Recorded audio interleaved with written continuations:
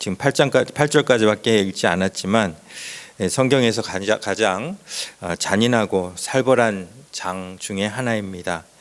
가장 많이 나오는 단어가 반드시 죽일지니입니다. 그래서 오늘 제목이 반드시 죽일지니인데요. 하나님은 사랑의 하나님이십니다.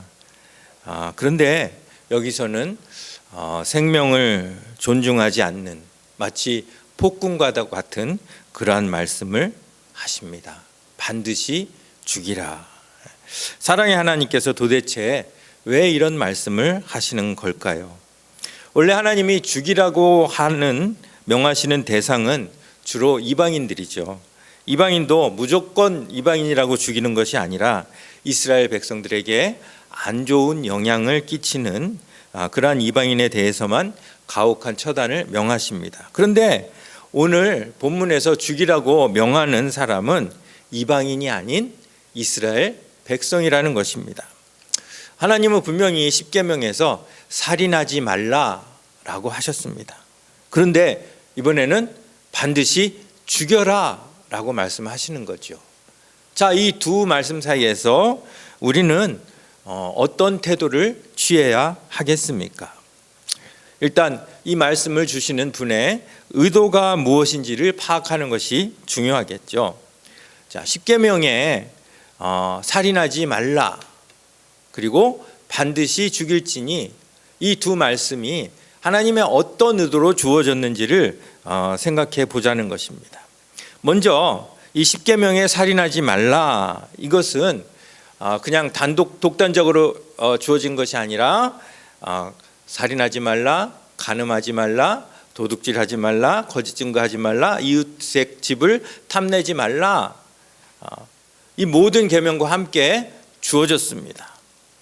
자, 그런데 우리가 잘 알듯이 십계명은 크게 두 부분으로 나눌 수 있죠.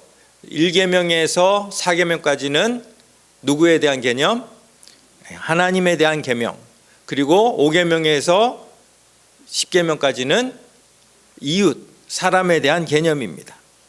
그래서 10계명은 한마디로 요약하면 하나님을 사랑하고 이웃을 내 몸같이 사랑하라 이렇게 요약이 되는 것이죠. 그런데 살인이나 간음이나 도둑질이나 거짓 증거나 이웃의 집을 탐내는 것은 이웃 사랑에 합하는 행위입니까? 반하는 행위입니까? 반하는 행위라는 것이죠. 하나님의 백성으로서 이웃을 사랑하며 하나님의 성품을 드러내야 함에도 불구하고 이와 같은 죄를 저지르거나 혹은 마음으로 이와 같은 동기를 품는 것 자체를 하나님께서 죄라고 하시는 겁니다. 그래서 예수님도 말씀하셨지만 우리가 아무리 겉으로는 살인을 안 하고 겉으로는 간음을 하지 않아도 우리의 속마음에 형제를 미워하거나 여인을 보고 음욕을 품으면 이미 그것이 죄라고 하는 것입니다. 결국 이 살인하지 말라라는 계명은 이웃을 내 몸같이 사랑하지 못할 때 벌어지는 죄라는 것이죠. 그래서 이 십계명이 주어진 그 하나님의 의도는 뭡니까? 살인하지 말라라는 의도는 뭐예요? 이웃을 사랑하라라는 그런 동기에서 주어진 계명이 살인하지 말라라는 거예요. 그런데 오늘 이 레위기 20장에 반드시 죽일지니는 어떤 의도에서 하나님이 우리에게 주신 명령일까요? 우리가 읽은 7절과 8절 말씀인데요. 우리 한번 같이 다시 한번 읽어보겠습니다. 시작. 너희는 스스로 깨끗하게 하여 거룩할지어다. 나는 너희의 하나님 여호와이니라. 너희는 내 규례를 지켜 행하라. 나는 너희를 거룩하게 하는 여호와이니라. 반드시 죽일지니를 명령하시는 하나님의 의도는 뭡니까? 거룩이에요. 그래서 이 십계명에 살인하지 말라는 어떤 동기에서 이웃사랑의 동기에서 주어진 그러한 계명이라면 반드시 죽일지니는 거룩의 동기에서 주어진 명령이에요. 근데 이거를 그냥 똑같이 생각하고 이거는 살인하지 말라고 그랬다가 이번에는 반드시 죽여라. 이렇게 헷갈릴 수 있다는 것이죠. 우리가 사랑하기 위해서는 어떻습니까? 사랑은 모든 것을 감싸주잖아요. 그렇죠? 그래서 고린도전서 13장 7절을 보면 모든 것을 참으며 모든 것을 믿으며 모든 것을 바라며 모든 것을 견뎌주는 것이 사랑이에요. 하지만 거룩은 다르다는 거예요. 거룩은 얼음처럼 차갑고 냉정하지 않으면 이룰 수 없어요. 그 거룩을 위해 하나님이 요구하시는 것이 바로 반드시 죽여라 라는 것이죠. 그래서 거룩을 이루기 위해서 하나님이 지금 내건 게 뭡니까? 누군가의 목숨과 바꿔서라도 꼭 이루어야 할 것이 거룩이다 라고 말씀하시는 거죠. 자, 그런데 여러분, 누구를 죽이는 것이 쉽습니까? 동물 하나, 닭 하나 잡는 것도 얼마나 쩔쩔맵니까? 근데 어떻게 우리가 사람을 죽입니까? 그럼에도 불구하고 반드시 죽일지니라고 명령하신 하나님의 의도는 거룩을 지키는 것이 그만큼 어렵다는 것입니다. 레위기 20장에는 반드시 죽여야 하는 대상들이 나옵니다. 몰렉을 섬기는 자와 여러 가지 성적인 죄를 범한 경우입니다. 그런데 그들을 처벌할 때 하나님께서 한 가지 상황을 미리 말씀하고 계시죠. 자, 4절과 5절인데요. 자, 어떤 상황이에요? 몰렉을 섬기는 것을 보고도 못 본 채 하면, 하나님이 반드시 죽일지니라고 명령하셨는데 보고도 나 못 봤어요. 죽이는 게 두려워서 못 본 채 하는 거, 그것도 안 된다고 말씀하시는 거죠. 사실 사랑의 눈으로 봤을 때는 어떻게 합니까? 우리가 사랑의 눈으로 할 때는 못 본 채 해야 할 일들이 많잖아요. 그렇죠? 우리가 누군가를 사랑하는데 그거를 하나하나 지적하면은 그거는 사랑이 아니죠. 요즘 제가 좀 시험에 드는 일이 생겼는데요. 저희 집에 고추나무를 6그루를 심어놨어요. 2그루는 그나마 좀 잘 안 나가고 4그루가 지금 고추가 주렁주렁 잘 달렸어요. 근데 옆집 할아버지가 매일같이 몇 개씩 따갖고 주머니에 넣어갖고 가시는 거예요. 근데 그 할아버지가 자기 집 앞에도 고추를 심어놨어요. 근데 자기네는 고추가 아직 크게 안 달렸거든. 저희는 이제 고추가 크게 자랐는데 그게 크기가 자랐다고 다 익은 게 아니더라고요. 좀 둬야지 껍질이 두꺼워지고 아삭아삭하고 맛있어지는데, 저희 지금 그거 기다리고 있는데 매일같이 와가지고 따갖고 주머니에 싹 넣어갖고 가시는 거예요. 근데 제가 이거를 제가 직접 따서 이거 드셔보세요 하고 드리는 거하고, 나는 지금 익기까지 기다리고 있는데 따가는 거하고는 이건 전혀 느낌이 다르더라고요. 얼마나 이 시험에 드는지 모르겠어요. 그래서 이걸 어떻게 해야 되나, 현장을 잡아야 되나 막 고민을 했어요. 근데 현장을 잡으면 또 그 분위기가 얼마나 어색하겠어요. 그래서 결론을 내린 게 뭐겠어요? 못 본 채 하는 거. 그게 사랑이에요. 그게 사랑이에요. 그런데 거룩은 다르다는 거예요. 절대 못 본 채에서는 이룰 수 없는 것이 거룩이라는 것이죠. 못 본 채 하는 그 사람까지도 하나님께서 벌하신다는 그 엄중한 말씀으로 공동체가 어떻게 거룩을 지켜내야 하는지를 하나님이 미리 말씀하고 계시는 거예요. 사실 지금 이 레위기를 받는 그 상황은 얼마나 지금 하나님 안에서 사람들이 경건한 그러한 삶을 살고 있는 그런 상황 아닙니까? 근데 하나님은 미리 말씀하시는 거예요. 아까 읽었지만 7절 말씀, 너희는 스스로 깨끗하게 하여 거룩할지어다. 자, 그런데 이 스스로라는 단어가 눈에 들어왔어요. 여러분, 우리가 스스로 깨끗해질 수 있습니까? 없습니까? 스스로 깨끗해질 수 있다면 사실 예수님이 이 땅에 오실 이유가 없습니다. 인간은 절대 스스로 깨끗하고 거룩하게 할 수 없는 존재예요. 그런데 하나님은 스스로 깨끗하게 하여 거룩할지어다 명령하고 계시는 거죠. 왜냐하면 거룩에는 두 가지 측면이 있기 때문이에요.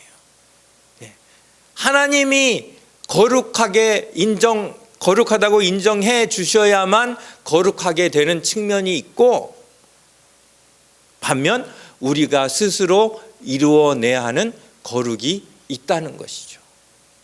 하나님의 백성으로서 그냥 막 사는 게 아니라 하나님의 백성에 합당한 신분으로 사는 것을 거룩이라고 해요. 너희는 내 규례를 지켜 행하라. 나는 너희를 거룩하게 하는 여호와이니라.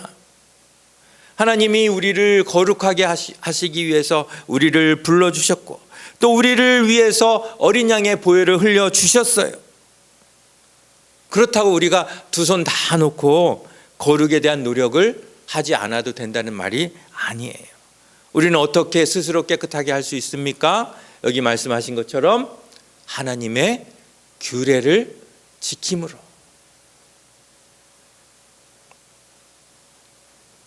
결국 하나님이 우리에게 말씀을 주신 이유는, 규례를 주신 이유는 우리를 거룩하게 하시기 위함이라는 거예요. 이스라엘 백성이 요단을 건너기 전에 이제 가나안 땅에 막 입성하려고 하는데, 하나님은 여호수아를 통해서 오늘과 똑같은 그러한 명령을 내리십니다. 여호수아 3장 5절 말씀이에요. 우리 같이 읽어볼게요. 여호수아가 또 백성에게 이르되 너희는 자신을 성결하게 하라. 여호와께서 내일 너희 가운데 기이한 일을 행하시리라. 여리고성 전투를 앞두고 가장 필요한 것이 무엇입니까? 군사력, 전투력입니다. 그런데 하나님은 그것들 다 놔두고 가장 먼저 무엇을 원하셨어요? 자신을 스스로 성결하게 하기를 원하셨어요. 왜냐하면 거룩은 하나님 나라의 영적 전투에서 가장 중요한 것이기 때문입니다. 자, 우리가 잘 알듯이 여리고성 전투를 누가 싸웠습니까? 백성들이 직접 싸운 것이 아니라 하나님께서 싸워주셨어요. 그런데 백성들이 뒷짐지고 구경만 했습니까? 아닙니다. 그들은 자기가 할 일을 했습니다. 명령을 따라 여리고성을 돌았습니다. 그것이 비록 전쟁 행위처럼 안 보일지라도 하나님의 명령을 따를 때 하나님은 그들을 구별된 백성으로 인정하셨고 그들에게 승리를 허락하셨던 것입니다. 이것이 바로 하나님이 원하시는 거룩이고 순종이에요. 규례를 지키는 것.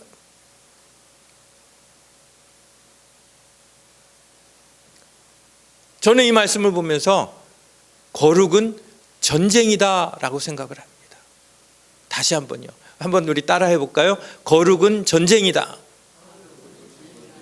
예, 반드시 죽이는 전쟁이지 평화롭고 한가하게 이룰 수 있는 것이 거룩이 아니다는 거예요. 우리가 예수를 믿으면 저절로 거룩하게 됩니까? 우리가 주일날 나와서 예배를 드리면 저절로 거룩하게 됩니까? 아니에요. 거룩은 전쟁이에요. 누구를 죽이듯이 반드시 치러내야 하는 전쟁이 바로 거룩이라는 것이. 하나님의 규례를 지키는 것, 하나님의 말씀을 지키는 것, 그것도 그냥 우리가 평화롭게 한가하게 이룰 수 있는 것이 아니에요. 치열하게 우리가 지키고 싸워내는 것, 그것이 말씀을 지켜내는 것입니다. 사실 우리 같은 사람이 누구라고 우리한테 하나님의 규례를 주십니까?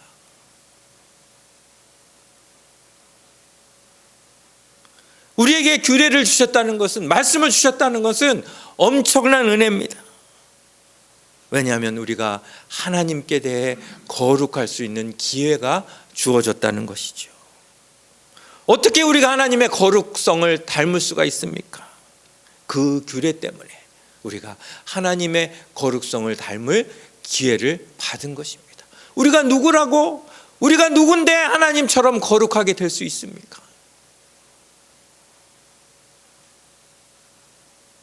여리고 전투에서 하나님이 백성에게 여리고를 돌라고 명령하시죠. 모두가 순종하며 즐겁게 돌았을까요? 저는 안 그랬을 것 같습니다. 첫날 돌았는데 다음날 또 돌라고 하고 6일을 그렇게 하라고 합니다. 첫날은 어떻게 돌았겠지만 이틀째부터는 아니 이게 도대체 뭐 하는 거야? 이런 생각 안 들었겠습니까? 절대로 즐겁게 성을 돌지 않았을 것 같아요. 이게 지금 내가 뭐 하는 짓이지? 40년 광야를 돌아가지고 요단강을 건너서 첫 성에 왔는데 지금 이게 뭐 하는 짓이지? 그런데 여리고성을 돌라고 하신 것은 하나님의 은혜였다는 것이죠. 우리는 우리 힘으로 싸워보려고 막 노력을 하는데 하나님은 아니야. 너희 힘 하나도 필요 없어. 내가 너에게 은혜를 줄게.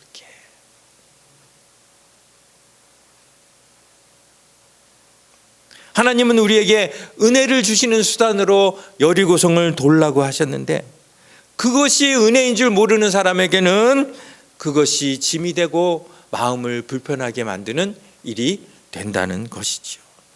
하나님의 말씀, 하나님의 규례도 마찬가지입니다.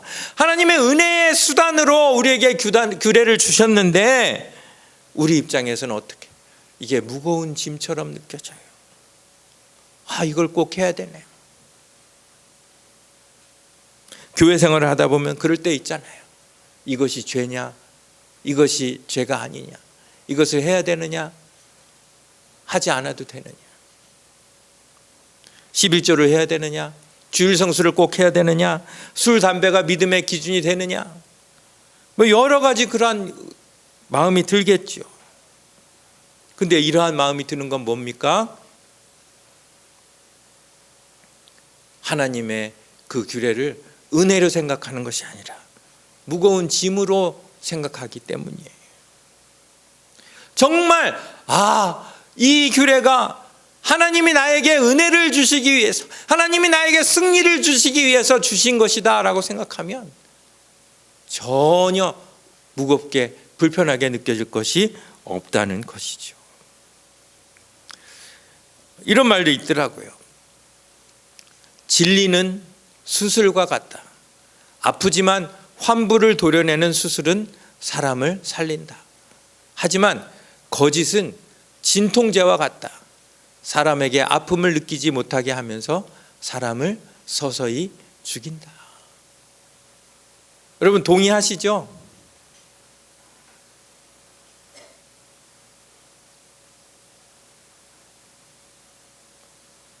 거룩을 어떻게 유지할 수 있을까요? 못 본 채 그냥 유야무야 진통제처럼 그렇게 해서는 절대 이룰 수 없는 것이 거룩이기 때문에 하나님은 아프지만 도려내라. 반드시 죽일지니 이런 명령을 하고 계시는 것입니다. 자, 우리 일전에 교회론에 대해서 같이 공부를 했는데요. 자, 교회의 표지가 세 가지가 있죠. 혹시 기억하시나요? 자, 뭡니까? 교회의 표지. 올바른 말씀이 선포되는 것. 그 다음에 올바른 성례가 실행되는 것. 그리고 마지막으로 올바른 권징이 시행되는 것. 교회에서 징계를 왜 합니까? 다 품어주고 안아줘야죠. 그런데 징계를 할 수밖에 없는 이유가 공동체 전체를 살리기 위하여, 거룩한 공동체로 만들기 위하여 아파도 환부를 도려내는 그것이 바로 징계 아닙니까? 다시 말씀드립니다. 거룩은 가만히 앉아서 소극적인 자세로 이룰 수 있는 것이 아닙니다. 거룩을 이루기 원한다면 죽음을 각오하고 적극적으로 거룩을 이루기 위해서 애써야 합니다. 그래서 하나님이 우리에게 허락하신 것이 사형 집행권입니다. 죽여도 괜찮다가 아니라 반드시 죽일지니입니다.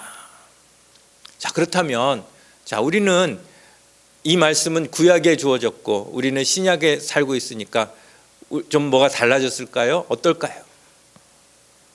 우리는 예수님의 피로 이미 거룩하게 되었기 때문에 우리는 과거에 지은 죄뿐이 아니라 또 미래에 지을 죄까지 다 용서를 받았으니까 우리는 구약 성도들처럼 목숨 걸지 않아도 될까요?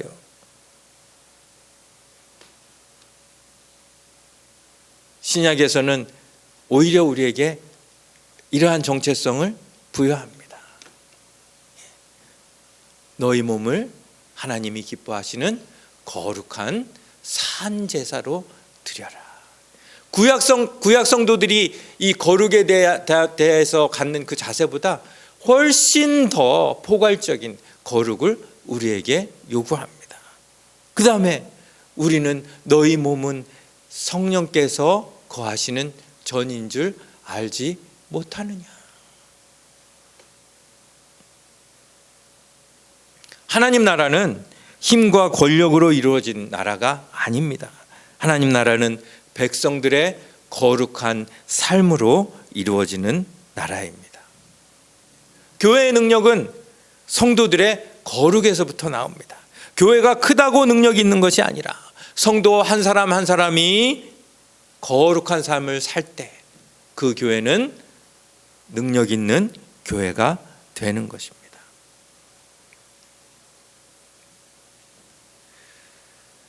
자, 말씀을 맺겠습니다. 여러분은 얼마만큼 거룩하기를 원하십니까?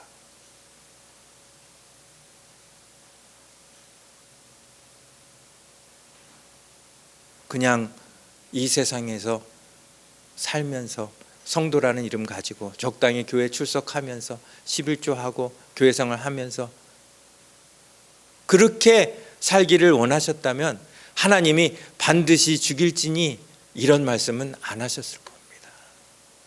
하나님이 얼마나 우리가 거룩하기를 원하시는지 이 말씀 가운데 느낄 수 있었으면 좋겠어요. 그리고 하나님이 원하시는 만큼 우리도 그것보다 더 우리가 거룩하기를 사모하는 그런 여러분들이 되었으면 좋겠습니다. 시편 22편 3절 말씀, 이스라엘의 찬송 중에 거하시는 주여, 주는 거룩하시니이다. 거룩하다 거룩하다 거룩하다 만군의 여호와여, 그의 영광이 온 땅에 충만하도다. 하나님을 하나님 되게 하는 것이 무엇입니까? 거룩입니다. 하나님의 백성을 하나님의 백성 되게 하는 것이 무엇입니까? 거룩입니다. 하나님과 우리 사이의 공통점이 무엇입니까? 거룩입니다. 거룩이 없이는 하나님과 연결될 방법이 없어요. 그렇다면 정말 우리가 마음 깊이 사모해야 하는 것이 거룩이 아닙니까? 마태복음 5장 29절 30절 말씀, 우리가 잘 아는 말씀이죠. 만일 내 오른 눈이 너로 실족하게 하거든 어떻게 하라? 빼어내어 버리라. 내 백체 중 하나가 없어지고 온 몸이 지옥에 던져지지 않는 것이 유익하며, 또한 만일 내 오른손이 너로 실족하게 하거든 어떻게 하라? 찍어내버리라. 내 백체 중 하나가 없어지고 온 몸이 지옥에 던져지지 않는 것이 유익하니라. 오늘 말씀과 너무나 겹쳐지는 그런 말씀입니다. 거룩이 얼마나 중요하며 거룩이 얼마나 우리의 삶 가운데 시급한 문제인지를 우리에게 말씀하고 있는 것입니다. 거룩을 지키지 못한 값은 무엇입니까? 죽음입니다. 반드시 죽일지니 죽음입니다. 그런데 우리가 거룩을 지키지 못해서 우리가 당해야 할 그 죽음을 누가 대신 당하셨습니까? 예수님이 당하셨어요. 자신의 아들을 대신 죽게 하실 정도면 이 거룩이 하나님께 얼마나 심각한 문제인지를 우리는 알아야 한다는 것입니다. 하면 좋고 안 해도 그냥 적당히 윤리적으로 살면 괜찮은 것이 거룩이 아니라는 것이죠. 반드시 죽일지니 우리의 삶 가운데 거룩을 위해 목숨을 걸라는 말씀입니다. 하지만 요즘 많은 사람들은 이 거룩은 이 고리타분한 옛날 수도원에서나 하는 것쯤으로 여깁니다. 하지만 세상이 어떻게 변할지라도 예수님 오실 때까지 우리가 거룩을 지켜내지 못한다면 누가 거룩을 지켜낼 수 있겠습니까? 레위기가 쓰일 때보다 훨씬 더 힘들고 유혹이 많은 것이 요즘 시대의 거룩을 지키는 일입니다. 그 당시에도 반드시 죽일 각오를 하고 거룩을 지켜냈다면 요즘에는 그보다 더한 각오로 우리가 거룩을 사모하며 지켜내야 되지 않겠습니까?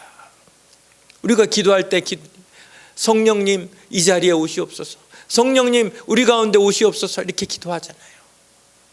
근데 그렇게 기도하면서 우리가 얼마나 거룩한지에는 둔감해요. 우리는 준비 하나도 안 해놓고 성령님 오시옵소서, 성령님은 오시겠어요? 성령님이 정말 우리 가운데 거하시기를 원한다면 우리가 목숨 걸고 거룩하기 위하여 노력해야 된다는 것입니다. 죄악을 못 본 채 하거나 감추려 할 때 성령님은 우리 가운데서 소멸하십니다. 사도 바울은 이렇게 고백했잖아요. 두렵고 떨림으로 너희 구원을 이루라.